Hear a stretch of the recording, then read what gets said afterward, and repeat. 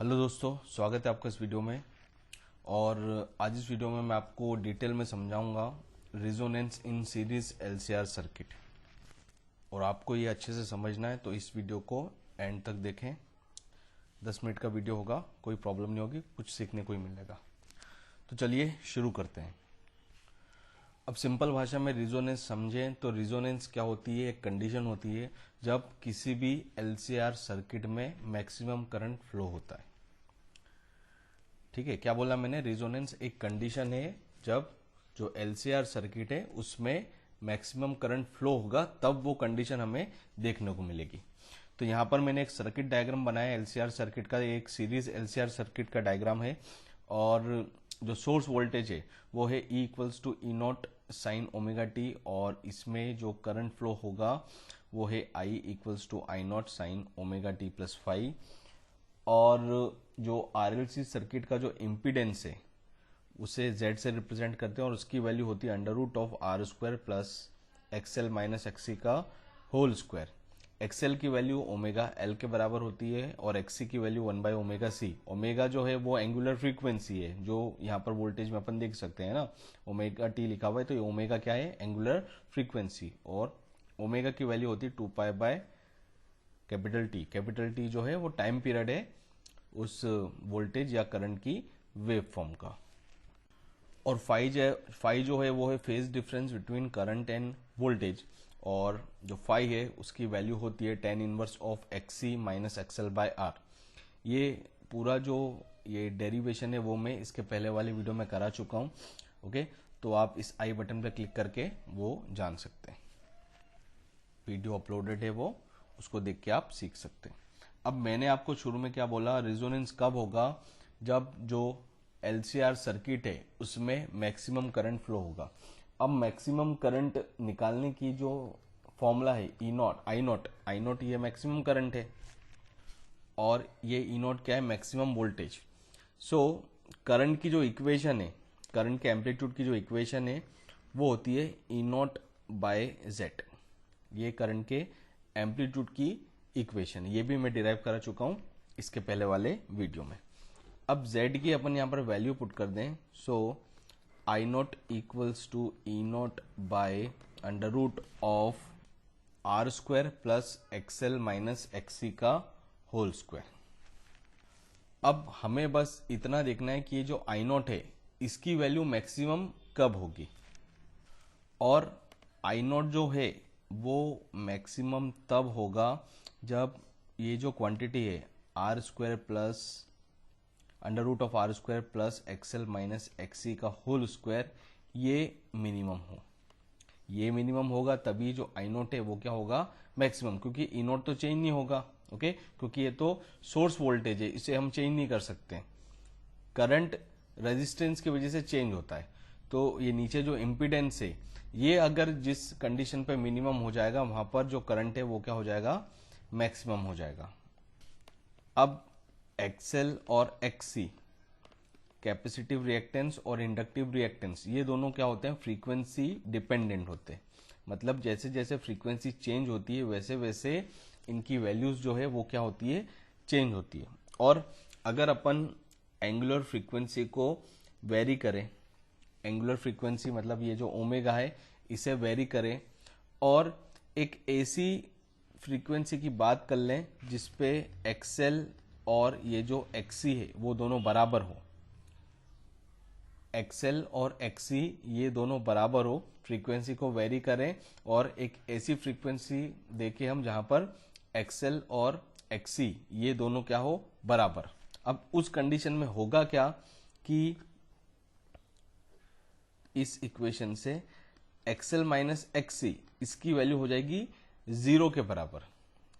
ठीक है, और यहां पर मैं लिख देता हूं व्हेन एक्सएल और एक्सी बराबर होंगे तो एक्सएल माइनस एक्सी हो जाएगा 0, और उस कंडीशन में जो आई नॉट है वो हो जाएगा E naught by under root of R square plus 0।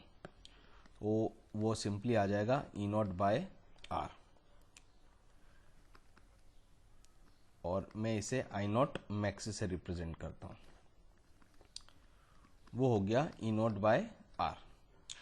तो ये आ गई हमारे पास मैक्सिमम करंट जो कि इस आरएलसी सर्किट में फ्लो हो सकता है, क्योंकि रजिस्टर की तो वैल्यू चेंज नहीं हो सकती, वो तो फ्रीक्वेंसी डिपेंडेंट नहीं हो सकता है। ठीक है, तो इससे ज्यादा जो करंट है वो बढ़ नहीं सकता। ठीक है, और जो एक्सएल और एक्सी थे वो तो फ्रीक्वेंसी डिपेंडेंट थे, तो हमने फ्रीक्वेंसी को वेरी करके एक ऐसी फ्रीक्वेंसी देखी जहां पर एक्सएल और एक्सी दोनों बराबर हो, और उस कंडीशन का यूज करके यहाँ पर हमने उसकी वैल्यू पुट करी, तो यहाँ पर हमें मैक्सिमम करंट के लिए एक्सप्रेशन मिल गया जो कि है E0 बाय आर। अब वो फ्रीक्वेंसी जहां पर ये दोनों इंडक्टिव रिएक्टेंस और कैपेसिटिव रिएक्टेंस बराबर होते हैं उसे बोला जाता है रेजोनेंस फ्रीक्वेंसी। तो रेजोनेंस फ्रीक्वेंसी हम मान लेते हैं omega naught, resonance frequency, omega naught को क्या मान लिया, रेजोनेंस फ्रीक्वेंसी। और यहां से हम रेजोनेंस फ्रीक्वेंसी निकालेंगे इस कंडीशन का यूज करके, एक्सएल इक्वल्स टू एक्सी, मतलब omega naught L equals to 1 by omega naught C. दोनों के लिए जो फ्रीक्वेंसी है वो सेम होगी, और यहां से हम ओमेगा नॉट स्क्वायर बराबर हो जाएगा 1 बाय एल सी के, और ओमेगा नॉट इसकी वैल्यू आ गई 1 बाय रूट एल सी। इस एंगुलर फ्रीक्वेंसी पे जो करंट होगा वो मैक्सिमम फ्लो होगा किसी भी आरएलसी सर्किट में। ठीक है, अब ये एंगुलर फ्रीक्वेंसी जो आई है ये रेजिस्टेंस पे डिपेंड नहीं करती, ये केवल इंडक्टेंस और कैपेसिटेंस पे डिपेंड करती है। सो ये तो हो गई एंगुलर फ्रीक्वेंसी। अगर हमें फ्रीक्वेंसी निकालनी है तो वो होगी 1 by 2 pi under root of L C. ये है रेजोनेंस फ्रीक्वेंसी और ये एंगुलर फ्रीक्वेंसी। ठीक है, आशा करता हूं कि इतना आपको समझ में आया होगा।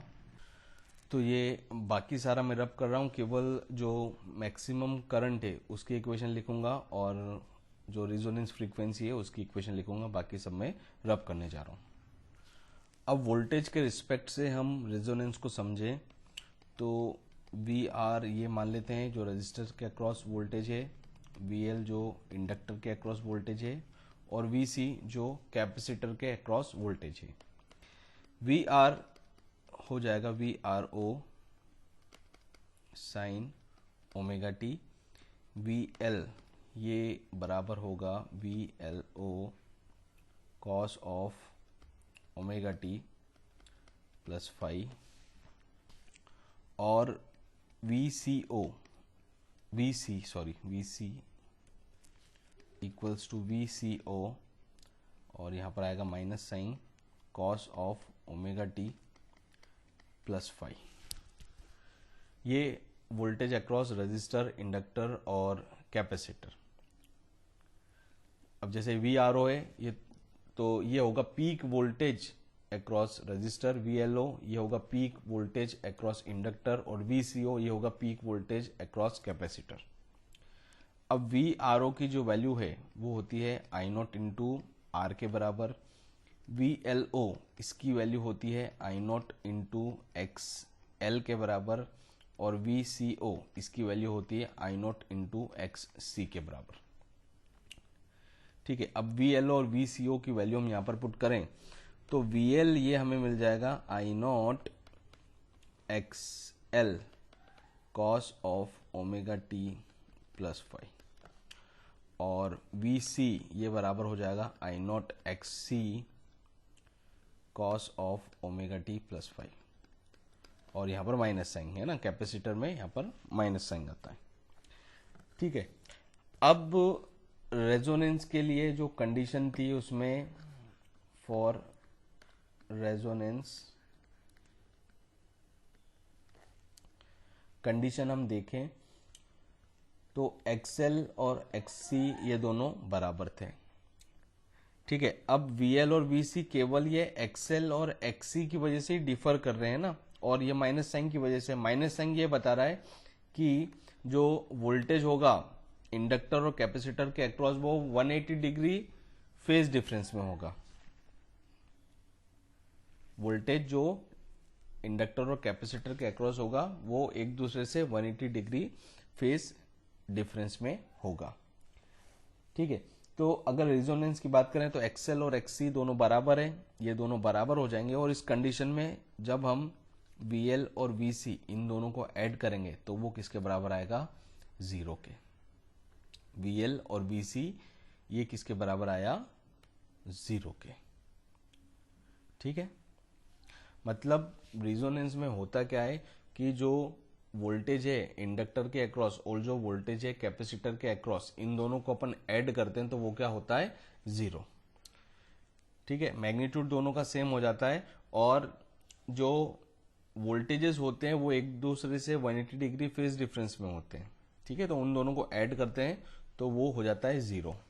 तो ये जो सर्किट है ये ऐसा हो जाता है जैसे कि एक रेजिस्टिव सर्किट हो, कि जैसा कि इसमें केवल एक रेजिस्टेंस ही कनेक्टेड हो। जैसे अपन इक्वेशन लिखे, केवीएल इक्वेशन, तो E equals to V R plus V L plus V C. अब जब रेजोनेंस आएगा, at resonance V L plus V C ये तो बराबर हो जाएगा 0 के, और जो पूरा वोल्टेज है वो किसके अक्रॉस दिखेगा, रेजिस्टेंस के अक्रॉस। और रेजिस्टेंस में जितना करंट फ्लो हो रहा है वही क्या होगा, मैक्सिमम करंट। ठीक है, तो यहां से E naught equals to I naught into R, और ये आई नॉट मैक्स है ना, मैक्सिमम करंट जब फ्लो होगा आई नॉट मैक्स वो होगा ई नॉट बाय आर के बराबर। ठीक है, ये अपन ने वोल्टेज के रिस्पेक्ट से रेजोनेंस को एनालिसिस किया है। ठीक है, अब अपन रेजोनेंस कर्व देखेंगे करंट के लिए और इंपीडेंस के लिए। सो मैं अब ये रब करने जा रहा हूं। ठीक है, ये अभी हमारे काम का नहीं बचा, आप नोट डाउन कर लीजिए तो अच्छा होगा। और मैं अब रब कर रहा हूं। सो ये रेजोनेंस कर्व है, variation of current with respect to frequency. तो जब फ्रीक्वेंसी धीरे धीरे इंक्रीज होगी वैसे करंट इंक्रीज होने लग जाएगा, और एक फ्रीक्वेंसी ऐसी आएगी जिसे बोलते हैं रेजोनेंस फ्रीक्वेंसी, जहां पर मैक्सिमम करंट फ्लो होगा आई नॉट मैक्स। ठीक है, उसके बाद और हम फ्रीक्वेंसी बढ़ाएंगे तो जो करंट है वो रिड्यूस होने लग जाएगा। ठीक है, तो केवल आरएलसी सर्किट में केवल एक ही ऐसी फ्रीक्वेंसी होगी जहां पर हमें मैक्सिमम करंट देखने को मिलेगा, और इस कंडीशन पे जो इंपीडेंस है Z उसकी वैल्यू किसके बराबर हो जाएगी, R के बराबर। ठीक है, अब ये जो मैक्सिमम करंट है ये किस पे डिपेंड करता है, रेजिस्टेंस पे डिपेंड करता है। ठीक है, जितना ज्यादा रेजिस्टेंस कम होगा उतना ज्यादा मैक्सिमम करंट फ्लो होगा। सपोज जैसे अपन Z को इंक्रीज कर दे, R की जगह 2R करा दे, तो R की जगह हम 2R कर देंगे तो आई नॉट मैक्स ये क्या हो जाएगा, ई नॉट बाय 2R। तो जो करंट है वो 1/2 टाइम्स डिक्रीज हो जाएगा अगर अपन रेजिस्टेंस को क्या कर दें, डबल कर दें। और एंगुलर फ्रीक्वेंसी में कोई भी चेंजेस नहीं आएगा, क्योंकि एंगुलर फ्रीक्वेंसी जो है वो तो रेजिस्टेंस से इंडिपेंडेंट है। ठीक है, तो अगर अपन रेजिस्टेंस की वैल्यू 2R कर दें तो करंट जो है वो डिक्रीज हो जाएगा, मैक्सिमम करंट जो है वो डिक्रीज हो जाएगा। ये किस कंडीशन पे है, Z इक्वल्स टू 2R पे। और जितना ज्यादा अपन रेजिस्टेंस बढ़ाएंगे ना, ये कर्व कैसा होता जाएगा, फ्लैट होता जाएगा। रेजिस्टेंस जितना ज्यादा बढ़ेगा कर्व क्या हो जाएगा, फ्लैट होता जाएगा। और जितना ज्यादा ये कर्व जो है उसकी शार्पनेस ज्यादा रहेगी उतना ज्यादा मैक्सिमम करंट फ्लो होगा, और शार्पनेस कम होती जाएगी तो जो करंट है वो रिड्यूस होगा, और शार्पनेस ज्यादा होगी उतना क्वालिटी फैक्टर उस रेजोनेंस का ज्यादा होगा। ठीक है, ये तो हमने देखा करंट वर्सेस फ्रीक्वेंसी का ग्राफ। अब इंपीडेंस वर्सेस फ्रीक्वेंसी का ग्राफ देखेंगे हम। सो ये इंपीडेंस वर्सेस फ्रीक्वेंसी का ग्राफ है, और ओमेगा नॉट जो कि एंगुलर फ्रीक्वेंसी है वहां पर जो इंपीडेंस है वो हो जाएगा मिनिमम, और वो होगा जो आरएलसी सर्किट है उसके रेजिस्टेंस के बराबर। ठीक है, अब यहां पर भी अगर अपन जैसे यहां पर करंट के लिए हमने देखा था इंपीडेंस की वैल्यू बढ़ाई थी, तो जब हम यहां पर रेजिस्टेंस की वैल्यू डबल कर दें तो जो मिनिमम रेजिस्टेंस है उसकी वैल्यू भी क्या होगी, इंक्रीज हो जाएगी। अब ये मिनिमम रेजिस्टेंस की वैल्यू हो जाएगी जो कि होगी 2R के बराबर मिनिमम। ठीक है, जितना ज्यादा अपन रेजिस्टेंस बढ़ाएंगे तो मिनिमम रेजिस्टेंस भी एट रिजोनेंस उतना ज्यादा बढ़ेगा।